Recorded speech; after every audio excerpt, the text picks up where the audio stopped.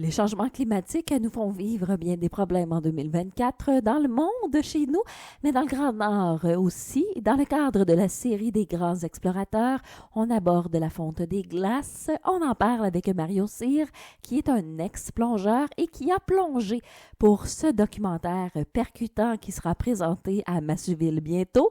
Bonjour Mario. Bonjour Myriam. Ça va bien? Oui, ça va très très bien. On a justement commencé à faire le tour avec le film Odyssée sous les glaces et ça sera chez vous bientôt et ça va super bien, ça répond bien. Donc je suis honoré aussi d'ouvrir cette saison 2024-2025 des grands explorateurs. Je pense qu'on est honoré aussi parce que, bon, je l'ai dit d'entrée de jeu, vous êtes plongeur, caméraman, et on vous contacte souvent pour mettre en lumière les questions environnementales et maritimes. Mais moi, ce que je me demandais, c'est, ça peut paraître évident, mais pas tant. Comment vous vous êtes retrouvé dans ce film de Denis Blanquer, L'Odyssée sous les glaces, justement, qu'on vient présenter chez nous là, très bientôt? C'est ça. Moi, en fin de compte, là, je suis vraiment un fan de l'Arctique. Donc, depuis 1991 que je vais travailler là-bas pour des compagnies comme National Geographic, Discovery, la BBC. Puis, j'avais vraiment le goût de travailler pour faire un film, je dirais, québécois avec une approche aussi peut-être un peu différente parce que ce que je voulais montrer, c'était vraiment l'importance de la glace et qui est primordiale. Et on sait que cette glace-là fond dans l'Arctique. Là, je pense que tout le monde est au courant de ça, mais de montrer les conséquences que ça sur la chaîne alimentaire. Et donc, avec justement par le film de Denis, on a réussi, je pense, là, à démontrer toute cette importance-là qui part du phytoplancton aller à la baleine boréale, donc du plus petits organismes vivant dans l'Arctique au plus gros, et de démontrer vraiment l'importance de la glace, là. L'importance, mais aussi, nous, on n'a pas accès à ça, puis on est peu sensibilisés à ça. Et le film a été tourné en 2019. Bon, on y aborde, oui, ces enjeux de réchauffement climatique où la fonte des glaces se produit, à mon sens, mais je pense à votre sens aussi, à une vitesse grand V. Puis ça fait déjà un moment, déjà depuis 2019, mais le portrait de la situation en 2024, c'est quoi dans le Grand Nord? Tu vois, c'est ça, en 2000, quand on a tourné en 2019, j'en étais à mon 39e voyage dans l'Arctique et j'y suis allé encore cet été. Donc, j'ai fait mon 45e voyage, puis il n'y a rien qui change, là. C'est-à-dire que ça empire presque d'année en année. Donc, la fonte dans l'Arctique, là, c'est vraiment c'est exponentiel, c'est énorme. Et on sait aujourd'hui que l'Arctique se réchauffe 3 fois plus vite que le reste de la planète. Donc, on est dans la glace, on est dans l'eau froide et ça se réchauffe très, très rapidement. Donc, cette glace-là refroidit là vraiment, mais très, très, très, très rapidement. Donc, on peut dire qu'en 2024, par rapport à 2019, ça a juste empiré, là. Ça a empiré. Et vous dites que ça fond ou ça se réchauffe 3 fois plus vite. Pourquoi? Parce qu'on est au pôle Nord? Oui, parce qu'on est au nord, puis ce qui arrive aussi, c'est que vu que la ceinture de froid, c'est ça qui maintient le courant jet. Le courant jet là, qui vient vraiment de l'ouest là et qui tourne autour de l'Arctique. Mais quand on a réchauffé l'Arctique, ce courant jet-là a diminué. Et le fait qu'il a diminué, ça ondule. Ça ondule un peu comme une montagne russe. Ce qui fait que il y a des fois, c'est pour ça qu'on ressent quand même des froids assez importants, parce que ce froid-là descend de l'Arctique, mais quand on parle d'onduler, ça veut dire que ça monte et aussi on retrouve des chaleurs extrêmes dans l'Arctique qu'on retrouvait pas auparavant. Donc, on est un peu après de dérégler parce que l'Arctique et l'Antarctique, c'est des régularisateurs du climat sur la Terre. C'est vraiment eux qui... Et le fait qu'on ait réchauffé cette partie-là, mais ça vient complètement changer, bouleverser tout je dirais les systèmes météo qu'on connaissait auparavant. Donc, je dirais que l'affluence c'est très, très, très grand parce que quand ça fond, c'est de l'eau douce. Donc, l'eau douce qui rentre dans l'eau salée Donc, ça fait que ça ralentit aussi ce qu'on appelle le Gulf Stream. Le Gulf Stream, c'est vraiment le Gulf, c'est de l'eau chaude qui part du sud et qui monte jusqu'au nord. Donc, on est après de ralentir. Il est au plus long depuis 1600 ans présentement. Donc, et ça, c'est vraiment l'apport de l'eau douce, la fonte des glaces qui fait ça. Et on sait aussi que ce Gulf Stream-là joue un rôle très, très important. Donc, l'Arctique se réchauffe 3 fois plus vite parce que c'est l'endroit où il faisait le plus froid aussi. Ouais. Avec l'Antarctique, on pense que l'Antarctique se réchauffe quand même aussi pas loin de 3 fois plus vite que le reste de la planète, mais c'est vraiment les pôles là, qui jouent un rôle très, très, très important parce que si on prend l'équateur par rapport à aller directement dans l'Arctique, tout ça se réchauffe, bien sûr, mais plus on monte vers le nord, plus, je dirais, que la fraction est grande, plus que le réchauffement est important. Oui, puis ça crée bien des problèmes un peu partout, mais là, on va se concentrer quand même dans le Grand Nord. Puis vous avez parlé de plancton, de chaînes alimentaires et tout ça, et moi, j'ai vu les photos qui sont assez saisissantes, qui sont tirées du film. J'ai vu les images du film aussi. Oui. Mais juste pour qu'on remette en contexte les gens, à quoi ressemble l'écosystème du Grand Nord? Bon, c'est ça, parce que les gens, et c'est tout à fait normal. Tu sais, quand on n'est pas allé voir en dessous, ou bien on n'est pas allé du côté de l'Arctique, pour la glace, pour les gens, la glace, c'est éphémère. Hein? Ça arrive, ça part. Mais la glace de l'Arctique, c'est la base de la chaîne alimentaire, parce que sous cette glace-là, on retrouve plus de 1800 espèces d'algues différentes et plus d'une centaine d'espèces aussi de zooplancton, de petites bébites qui viennent manger ces algues-là, qui viennent bien sûr attirer des poissons un peu plus petits, un peu plus gros, jusqu'aux morses, jusqu'aux phoques, jusqu'aux narwals. Donc, c'est certain que c'est extrêmement important parce que même certains scientifiques nous disent que la glace dans l'Arctique, c'est probablement l'endroit, ou en tout cas un des endroits où il y a le plus de biodiversité sur Terre. Là. Et la question qu'on se pose, puis que moi je me pose souvent, c'est quand il n'y aura plus de glace, parce qu'on est parti pour ça. Dans 40 ans, 50 ans, il n'y en aura plus de toute glace dans l'Arctique.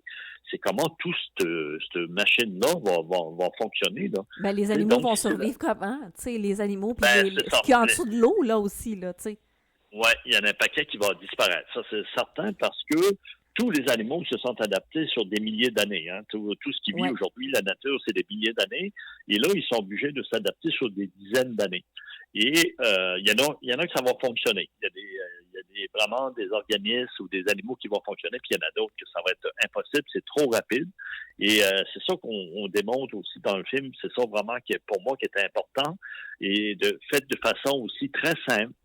Avec des graphiques, avec beaucoup d'images, et de démontrer comment l'importance de cette glace-là, mais l'important aussi comment ça se dégrade, mais à une façon vraiment très, très, très rapide. Là. Mais tu sais, quand on parle de 40-50 ans, c'est choquant parce que on va être encore là. Peut-être moi, je vais être sur le bord de ne plus être là, mais quand même, on va être encore là. Moi non plus.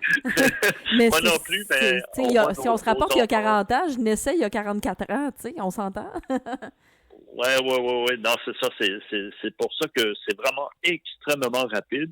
Et je pense que c'est ça un peu que les gens, en tout cas, parce qu'il y a eu beaucoup de commentaires par après, c'est que, comme je disais tantôt, hein, tout le monde sait que ça fond, mais je pense que pas grand monde qui sont conscients à la vitesse que ça fond et les dégâts que ça cause aussi, là. Et c'est pour ça que vous êtes là aussi. Et on parle de ce film, parce que c'est un film, là, avant tout aussi, avec une prise de conscience. Mais j'imagine, pour vous, que chaque jour était un jour unique là, dans le Grand Nord. Mais quel a été le moment qui vous a le plus crevé le cœur lors de votre périple là, pour ce film-là? Là?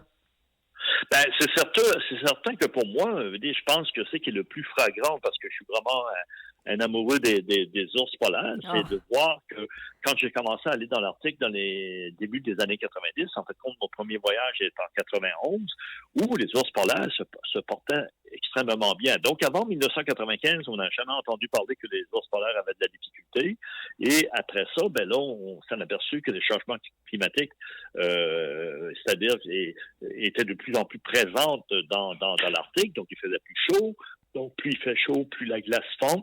Et aujourd'hui, de voir des ours polaires qu'on appelle des chétifs, juste la peau et les os, ou bien on en retrouve beaucoup plus décédés aussi. Donc, c'est sûr que ça, c'est un crève-cœur, là. Ah oui. Est-ce qu'on est-ce qu'on aborde ça? Oui, j'imagine, dans le film aussi. Est-ce qu'il y a des images de ça pour aller chercher, réveiller la population, je pourrais dire? Ben, c'est-à-dire que non, il n'y a pas de mortalité, mais moi j'en parle parce que c'est sûr Ouais. que je suis présent à chaque film. Il y a des questions aussi. Les gens viennent me poser des questions à l'entracte ou après le film comme tel. Donc c'est certain que je vais expliquer exactement comment ça fonctionne aujourd'hui. Et je pense que, comme je vous disais tantôt, c'est que les gens sont un peu stupéfaits, mais sont un peu aussi, on dirait qu'ils prennent conscience d'un coup sec, tout ce qu'ils ont entendu ou de tout ce que c'est qu'ils ont vu, mais que c'est beaucoup, en tout cas, c'est beaucoup pire que qu'est-ce que c'est qu'on présentait avant. Puis Ouais. aussi, tu sais, les scientifiques, il y a quelques années, expliquaient comment ça allait se passer, puis tout le monde disait que c'était exagéré, que ça se passe, ça irait pas aussi vite que ça, puis on sait aujourd'hui, ça va encore plus vite que qu'est-ce que tout qui avait été prévu. Oui, puis je pense que les gens, comme avec les grands vents, avec les pluies, avec tout ça, je pense qu'ils commencent à réaliser aussi. Est-ce que, puis je vais vous poser la question parce que je vous verrai peut-être pas après le film, là, mais je veux vous la poser. Est-ce qu'on peut encore faire quelque chose pour assurer une qualité de vie à la biodiversité du Grand Nord, mais même ailleurs aussi, là? Il commence à être tard. Tu sais, je voudrais pas qu'il est trop tard, là, mais il commence à être assez tard. Puis je pense que si on donne pas des coups énormes, parce que tu sais, on peut pas baisser les bras en disant on fait rien, parce que si on fait rien, ça va être encore pire. Ça veut dire que la catastrophe veut dire aller à 100 bien, puis on va le voir d'année en année. Tu sais, où ça va changer énormément, ça va être le premier El Niño, là, dans à peu près 4 ans, dans 5 ans d'ici, là, on va avoir une chaleur extrême, on va avoir des pluies diluviennes, on va avoir des choses qu'on pensait presque peut-être pas faisables auparavant.